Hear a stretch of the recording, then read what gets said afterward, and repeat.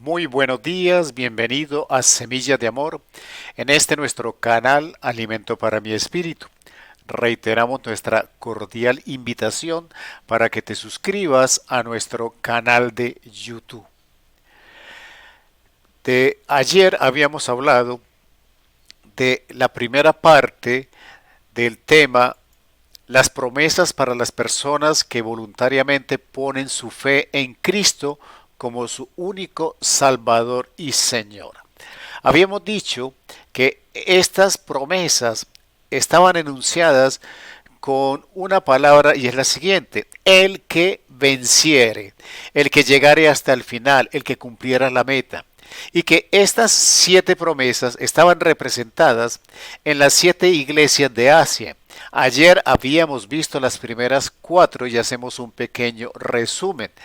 Decíamos que a la iglesia de Éfeso se le daría: si venciere, le daré de comer del árbol de la vida. En Esmirna se decía que si venciere, no sufrirá daño de la segunda muerte. A la iglesia de Pérgamo se le decía que si venciere, daré a comer el maná escondido.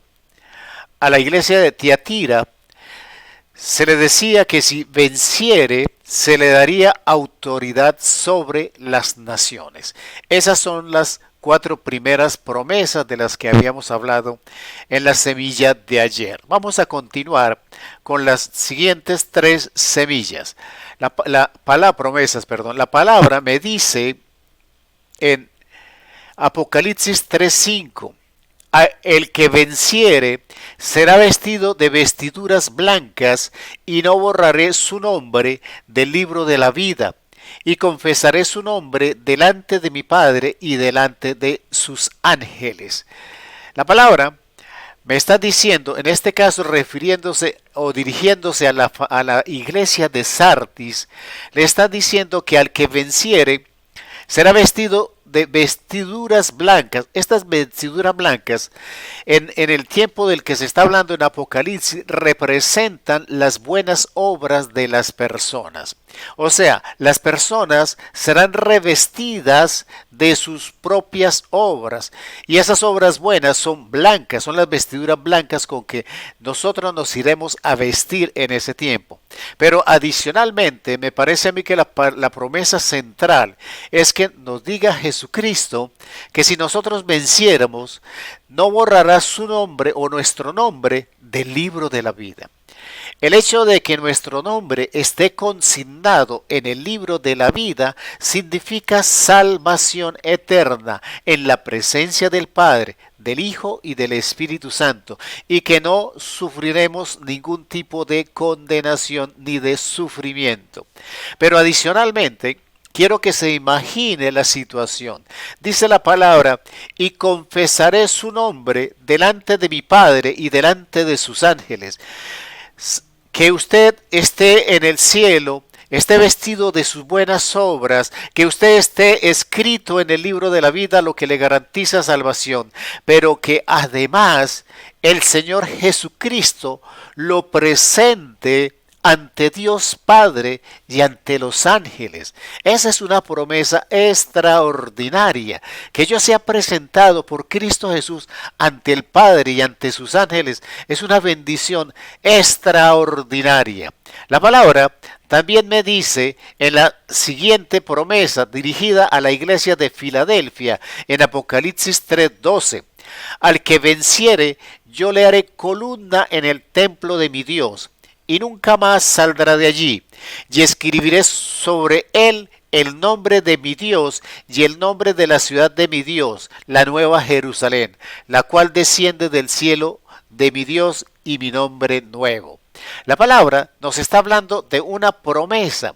Nosotros, cuando estemos ante el Señor, y si nosotros venciéramos hasta el final, la palabra nos está diciendo que nos hará columna de su templo.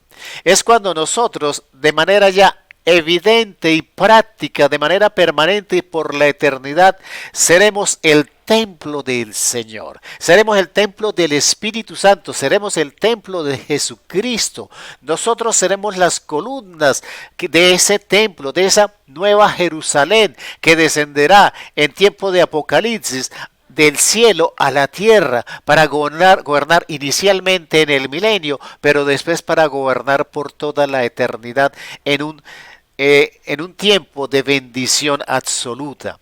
Nosotros seremos esa columna del templo del Señor si venciéramos. Esa es la promesa que se le da a la iglesia de Filadelfia. El siguiente versículo entonces nos habla de la promesa dada a la iglesia de Laodicea. Esta promesa en Apocalipsis 3:21 dice: al que venciere, le daré que se siente conmigo en mi trono, así como yo he vencido y me he sentado con mi Padre en su trono. Lo que la palabra nos está diciendo en este caso, que si nosotros venciéramos, que si nosotros llegáramos a la meta final, en obediencia, en cumplimiento de la palabra, en cumplimiento de las sagradas escrituras, en obediencia a todos sus mandatos, a sus preceptos, en obediencia a todo lo que Él dispone como propósitos y como tareas y asignaciones que nosotros tenemos en esta vida que cumplir en el nombre de Cristo Jesús, entonces nosotros nos sentaremos en el trono de Cristo Jesús.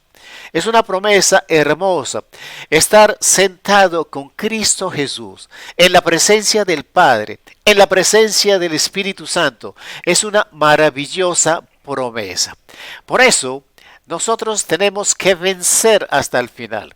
El propósito de recordar estas 7 promesas no es otro, sino que nosotros vivamos con esperanza, con la fe y la confianza de que hay un futuro maravilloso, grande, espectacular en el mundo espiritual para todos aquellos que hemos tomado la decisión de entronar a Cristo Jesús como Rey en nuestro corazón y que adicionalmente declaramos que Cristo es nuestro único y suficiente Salvador.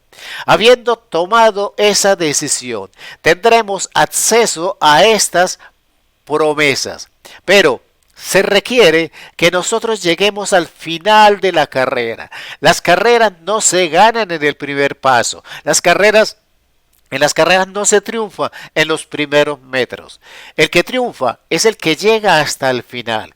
Y por eso el Señor nos dice que al que venciere le daría estas promesas, le cumpliría estas promesas y adicionalmente dice que sería hijo de él.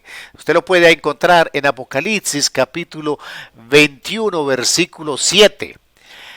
Repasamos hasta acá. Entonces, las primeras 4 promesas: que nos daría de comer del árbol de la vida, que no sufriríamos daño de la segunda muerte, que nos dará a comer del maná escondido, que nos dará autoridad sobre las naciones, que no borrará nuestro nombre del libro de la vida, que nos hará columna del templo de Dios y que nos permitirá sentarnos con Jesucristo en su trono.